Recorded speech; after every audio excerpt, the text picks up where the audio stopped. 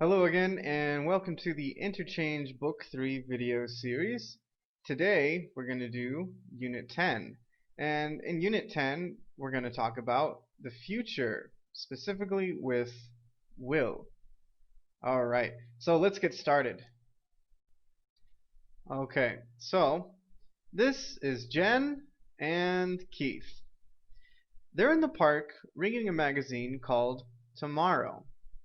Now, this issue is about the future and predictions about what the world will be like. They agree with some of the predictions, but are skeptical of others. Let's listen to their conversation.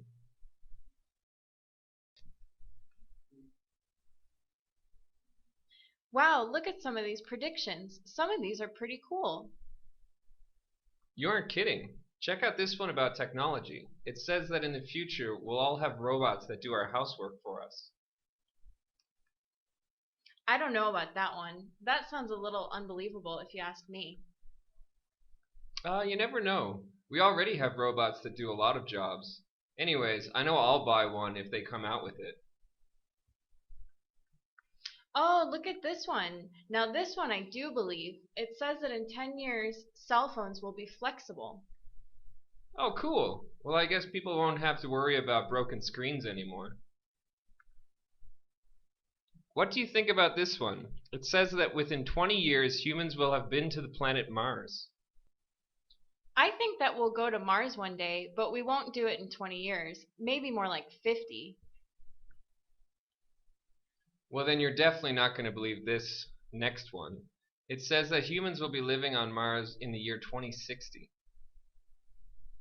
Yeah, that's crazy. But I bet we will try living in other places soon if this next prediction is correct. Why? What's it say? It says that if the world population continues to grow, we will have reached 10 billion people by the year 2060. Dang, that's a scary thought. How will we have enough food for everyone?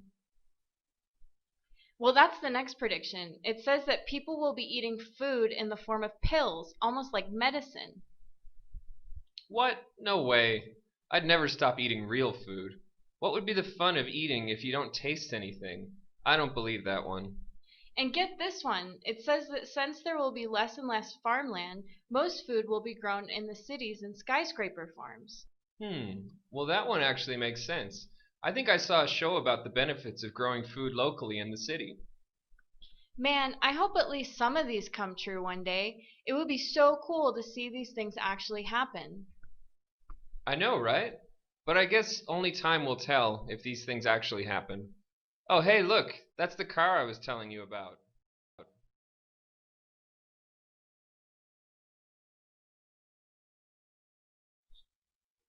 Okay, so after watching the video and the conversation, let's take a look at our grammar for today. So in the dialogue, in the conversation, we saw many examples of the future, and specifically the future with will. So we often use will to make predictions, which is what we saw in the video. But we can also use will to talk about anything in the future. So, for example, we saw the normal future in the conversation, and the normal future uses will, or in the negative form, won't, and then we use the base form of the verb. So remember, the base form of the verb is a verb that doesn't change, never in the past tense, never with ing, never with ed, right? Just a normal base form verb. So we use this to talk about general ideas, general statements about the future, and we use it also for predictions. So what was the prediction about the robot? Do you remember? Well, the magazine said that people will have robots that do housework. Again, I'm using will and then the base form of the verb have, right? Now, do you remember the prediction about the cell phone? Well, one prediction they made was cell phones will be flexible. Again, using will and then the base form of the verb be, right? Now, an example of the negative, we said people won't have to worry about broken screens if the cell phones are flexible, right? So again, I use the negative form won't and then I use the base form of have to, right? Good. Okay, well, we had another type of the future with will, and we saw this in the conversation, and that was the future continuous, or the future progressive. Now, in this we use will, right? And then we use the base form of be, remember always using the base form, and then we use the gerund, right? And the gerund is the verb in the ing continuous form. So that makes it continuous. But we always need to use the verb be when we use the continuous form of the verb to make our sentence continuous. And it's in the future. So for this, it's an action that will be in the process at a specific time in the future.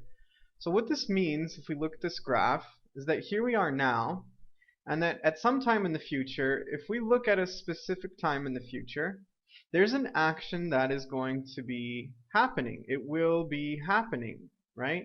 So who knows when it started, but if we look at that moment in time, the action will already be in process. And so this is the grammar that we use to talk about a specific action like that. So let's take a look at this picture, the picture of Mars, right? Now they made a prediction about Mars, and they made it using the future continuous. So do you remember what that prediction was? They said people will be living on Mars in 60 years. Again, so we use will, the base form of be, and then our gerund, the continuous verb. And that means that in 60 years, if we look at that time at 60 years, people will already be living on Mars. Who knows when they started? That's not important. But the idea is that at that point, in 60 years, people will be living on Mars. Okay. Well, let's look at this one. Do you remember this one about food? What was the prediction about food? Well, again, using the future continuous, they said, in 2060, people will be eating pills. Right? Remember, that's a pill right there. So again, we're using will plus be, the base form, and then our continuous verb, eating, right? And that means, again, if we look at that time in 2060 or in 2060, that people will be eating pills at that point in time, okay? So again, we use the future continuous with will, the base form of be, and then our gerund in the ing. Very good. Alright, now for the last form of the future that we saw with will, we saw the future perfect. So the future perfect uses will, and then it uses a perfect tense. And the perfect tense is always using have as an auxiliary, and then the main verb is the past participle. Remember, past participles are things like gone, or seen, or taken, right? So these are the past participles, and that's what we use in the future perfect, right? So when do we use the future perfect? Well, we use the future perfect for an action that will happen before another action in the future. So if we look at this graph, here we are now, we use the future perfect to describe this action, right? And we want to clarify, we want to say that this action is going to happen and it's going to finish before another action happens, right? And so the grammar for the future perfect is about this first action. So let's look at one of the sentences that we had. So one of the future perfect examples was, the population will have reached 10 billion by 2060. So if we think that this is 2060, that's the second thing to happen. But before the year 2060, the population will have reached 10 billion. So again, I'm using will, and then my perfect tense grammar here using have, and then my past participle, reached, right? So this means that the population will have reached 10 billion, and then later it will be the year 2060. And so this grammar indicates one action that happens before the second. Okay? So if you're thinking, what is by? By in this context, when I use the future perfect, basically means before. Okay? Now let's look at another example that we had. Here we had an example. It said, humans will have been to Mars within 20 years. Again, so if I think I'm using my grammar in the future perfect, here's will, and then the perfect tense, using have and my past participle. And so that's describing the first action. Humans will have been to Mars within 20 years. So within, if we see, is about the duration of time. From the moment that we're speaking to the moment in the future, how much time is that? We use within. That means in a certain amount of time. In this context, 20 years. So that means that if we look into the future, sometime before 20 years, it could be tomorrow, it could be in 5 years or 10 years or 15 years, but basically in the amount of time of 20 years, at some time, humans will have been to Mars, right? So again, using that future perfect to describe the first action that's going to happen before the second thing happens. Alright. Okay, so just to review the different types of future that we looked at today, let's look at the normal future. Remember, the normal future was will and our base form verb, right? And we use this to talk about basic things that are going to happen in the future. For example, cell phones will be flexible, right? Now, we also use the future continuous with will, which is will and then our base form of be and the gerund in the continuous verb.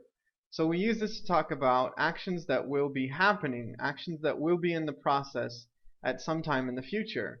So for example, in 2060, people will be eating pills. Good. Now, the other thing we did was with the future perfect.